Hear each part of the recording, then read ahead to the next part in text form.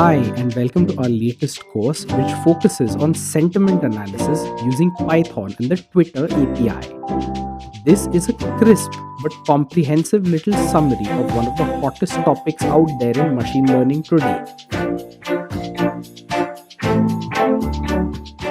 We are a 4-person team that has studied and worked at some of the most prestigious institutions in the world, including Stanford, Google, Flipkart, the IITs and the IIMs. This is not a very long class, but it is dense. It's packed with both theory and practice.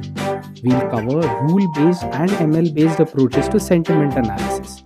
We'll talk about nifty tools in Python, including regular expressions and NLTK, the Natural Language Processing Toolkit. We'll also cover Sentinet and other sentiment lexicons and wind up with a nifty opinion mining project where we'll use the Twitter API to gauge how sentiment towards a particular term is trending. And that's what makes this class perfect for you, who could be anyone interested in machine learning or just intellectually interested in one of the hottest topics out there today.